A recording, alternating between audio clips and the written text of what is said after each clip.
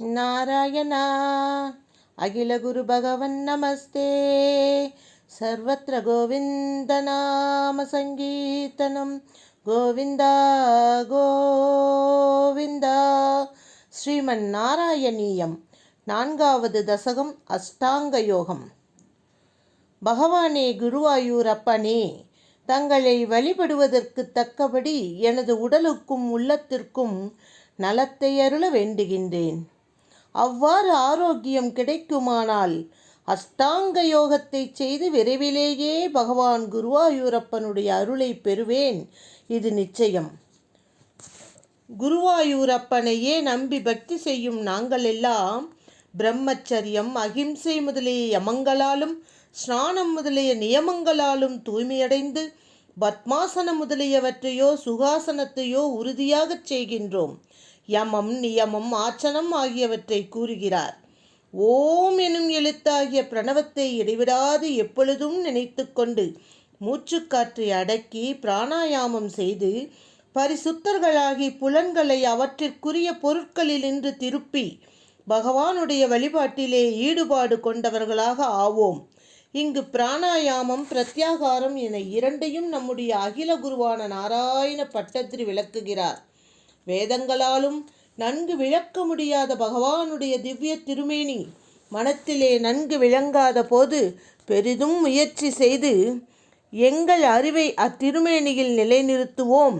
அப்படி தங்கள் திருவடிகளை தியானிக்கும் நாங்கள் பக்தி ரசத்தையும் அதனால் மனதில் கனிவையும் பெறுவோம். இங்கு தாரணையையும் தியானத்தையும் பட்டத்திரி கூறுகிறார். பகவானையே நம்பியிருக்கும் நாங்கள் தியான யோகத்தை இடையராது நீண்ட காலம் பயின்றிருக்கின்றோம். ஆகவே மிகவும் தெளிவாக விளங்கும் அவயவங்களோடு கூடிய அழகிய பகவானின் திருமேனியை, குருவாயூரப்பனை எளிதாகவே மனதில் தியானித்து கொண்டே இருப்போம். ஹே குருவாயூரப்பா, இவ்வாறு சகலகலாமயமான பகவானுடைய சொரூபத்தை தியானிப்பவர்களுக்கும் அதன் இனிமையால் கவரப்பட்ட உள்ளமுடையவர்களுக்கும் பரிபூர்ணமான ஆனந்தமே வடிவெடுத்ததும் பகவானின் ஸ்வரூபமாக விளங்குகின்ற பரபிரம்மம் மனத்தினால் மட்டுமே அறியத்தக்கதாய் விளங்குகிறது. இங்கு சமாதி நிலை என்ற ஒரு நிலையை நாராயண பட்டத்திரி நமக்கு உரைக்கின்றார். அகிலலோக நாயகனான குருவாயூரப்பனே, அந்த பிரம்மத்தை அனுபவித்து கொண்டிருக்கின்ற நிலையே பகவானை தியானிப்பதாகிய சமாதி நிலையாகும். அந்த நிலையை அடைந்த நாங்களெல்லாம் அதனின்று நழுவ நேரிடில் மறுபடியும் மனத்தை ஒருமுகப்படுத்தும் தாரணை முதலியவற்றை தொடங்குவோம். இவ்விதம் தாரணை, தியானம், சமாதி ஆகியவற்றை அடிக்கடி பயில்வதால் குருவாயூரப்பனது ஸ்வரூபம் விளக்கமாக தெரியத் தொடங்குகிறது. அந்த பிரம்மானுபவத்தால் மட்டற்ற மகிழ்ச்சி அடைந்து ஜீவன் முக்தர்களான பக்தர்களுள் முதன்மையான இடத்தை பெற்று ஸ்ரீசுகர், நாரதர் முதலியோரைப் போல நாங்களும் சஞ்சரிப்போம். பிறப்பற்ற குருவாயூரப்பா, பகவானாகிய தங்களை தியானிப்பதாகிய நிர்விகல்ப சமாதியில் வெற்றியடைந்த யோகி சத்யோ முக்தியையோ கிரம முக்தியையோ விரும்பினால் பிராணாயாமம் செய்து பிராணவாயுவையே தன்வயப்படுத்தி சுசும்னா நாடி வழியாக 6 ஆதாரங்களை கடக்கச் செய்து அந்த பிராணவாயுவை மெதுவாக மேலெழச் செய்கின்றான். 6 ஆதாரங்கள் என்றால் என்ன? நமது முதுகெலும்பினில் நடுவில் தாமரை நூல் போல மெல்லியதாக ஒரு நாடி செல்கிறது. அதுவே சுசும்னா நாடி. அந்த சுசும்னா நாடியின் அடியிலிருந்து வரிசையாக ஒவ்வொன்றாக கூறுகின்றேன், கற்பனை செய்து கொள்ளுங்கள். சுசும்னா நாடியின் அடியிலிருந்து வரிசையாக மூலாதாரம், சுவாதிஷ்டானம், மணிப்பூரகம், அநாகதம், விசுப்தி, ஆக்னை என்ற 6 சக்கரங்கள் உள்ளன. பதஞ்சலி யோக சாஸ்திரத்தில் இவற்றின் விளக்கத்தை நாம் காணலாம்.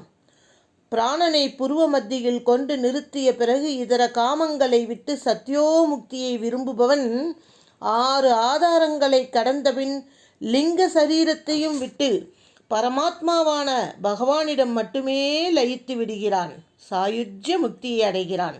ஆனால் பிரம்மலோகம் முதலியவற்றை அடைய வேண்டும் என்ற விருப்பம் கொண்டவன், கிரம முக்தியை அடைய விரும்புபவன் 5 பிராணன்கள், மனது, புத்தி, 10 இந்திரியங்கள், சித்தம், அகங்காரம் என்ற தத்துவங்கள் அடங்கிய லிங்க சரீரத்துடனேயே தலை வழியாக பிரம்மரந்திரத்தின் வழியாக வெளிக்கிளம்புகின்றான். ஹே குருவாயூரப்பா, தங்களின் பக்தன் அக்னி, பகல், சுக்லபட்சம் ஆகியவற்றுக்குரிய தேவதைகளாலும் உத்தராயணத்திற்கு அபிமானியான தேவதைகளாலும் சூரியலோகத்தை அடைவிக்கப்படுகிறான். பின் மிக்க மகிழ்ச்சியுடன் துருவனின் உலகம் வரையிலே செல்கின்றான். துருவலோகத்துக்கு செல்லும் வழியை காணலாமா?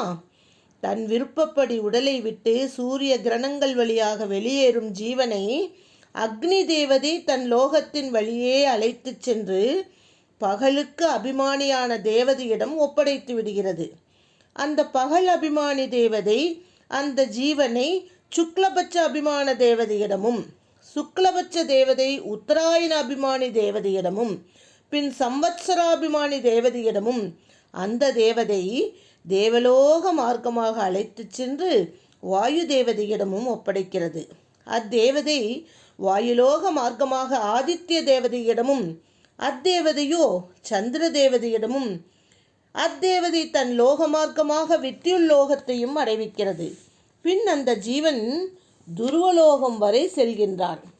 துருவலோகத்தை அடைந்த பிறகு அங்கிருந்து மகர்லோகத்தை அடைந்த பகவானின் பக்தன் ஆதிசேஷனின் முகங்களிலிருந்து வெளிவரும் விசாக்னியின் வெம்மையினால் வருந்தும் பொழுதோ அதற்கு முன்போ பிரம்மலோகத்தை, அதாவது சத்தியலோகத்தை அடைகிறான்.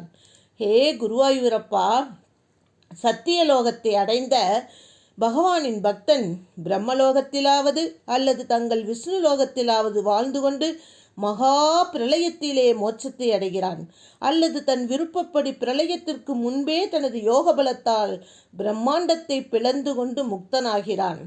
மகா பிரளயம் என்றால் என்ன? மகா பிரளயம் என்பது பிரகிருதி காரியங்களான மகத், அகங்காரம், 5 தன்மாத்திரைகள் இவைகள் அதனதன் காரணங்களில் ஒன்றுபடுவதே ஆகும். ஹே பிரபுவே குருவாயூரப்பா, அந்த பிரம்மாண்டத்தின் ஆவரணங்களான மறைப்புகளான பிருத்வி, நிலம், அப்பு, நீர், தேயு, நெருப்பு, வாயு, காற்று, ஆகாயம், வானம், மகத்தத்துவம், மாயை என்கிற 7 மறைப்புகளையும் அந்தந்த வடிவாகி கடந்து சுகமாக மறைக்கப்படாத பகவானது ஸ்தானத்தை, அதாவது சாயுஜ்ய முக்தியை அடைகிறான். ஹே உலகநாயகா, இவ்வாறு அச்சிராதி மார்க்கத்தை, அதாவது ஒளிவடிவான கதியை அடைபவன் மீண்டும் திரும்பி வருவதே இல்லை. தன்னிஷ்டப்படி சரீரத்தை விட்டு அக்னி முதலிய தேவதைகளின் மூலம் பகவானின் பாதத்தை அடைவதே அச்சிராதி மார்க்கம் எனப்படும். சச்சிதானந்த வடிவான குருவாயூரப்பா, பகவானுடைய குணங்களின் சிறப்பை எண்ணி எண்ணி பாடுகின்ற என்னையும் காத்தருளி அந்த அச்சிராதி மார்க்கத்தின் மூலமாக நானும் பகவானின் திருவடிகளை சென்றடைய வேண்டும் என்று நாராயண பட்டத்திரி வேண்டி விரும்பி கேட்டுக்கொண்டு இந்த அற்புதமான அஷ்டாங்க யோகம் என்ற தசகத்தை முடிக்கின்றார். ராதே கிருஷ்ணா.